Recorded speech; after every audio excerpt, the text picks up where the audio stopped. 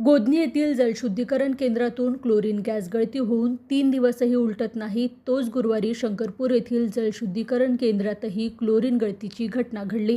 प्रशासनाने तातडीने हालचाली करत गळतीवर नियंत्रण मिळवल्याने मोठी दुर्घटना टळली. मात्र सलग घडलेल्या या घटनामुळे जलशुद्धीकरण केंद्रामधील सुरक्षा व्यवस्था आणि सिलेंडर हाताळणीवर प्रश्नचिन्ह निर्माण झाले आहे.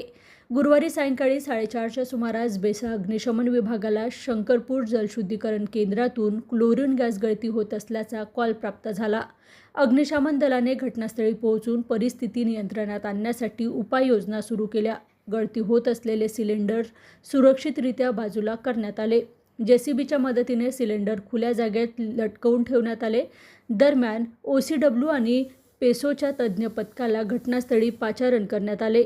कॉस्टिक सोडा आणि बर्फाच्या मदतीने गळती पूर्णपणे थांबवण्याची प्रक्रिया रात्री उशिरापर्यंत सुरू होती. गोधनीतील घटनेत अनेक नागरिक बाधित झाले असून काहींवर उपचार सुरू आहेत. या घटनेचा अहवाल जिल्हाधिकारी कार्यालयात सादर झाला असला तरी निष्कर्ष अद्याप जाहीर झालेले नाही. त्यामुळे शंकरपूरमधील घटनेने नागरिकांमध्ये भीती आणि प्रशासनाच्या सुरक्षा व्यवस्थेबाबत चिंता वाढली आहे.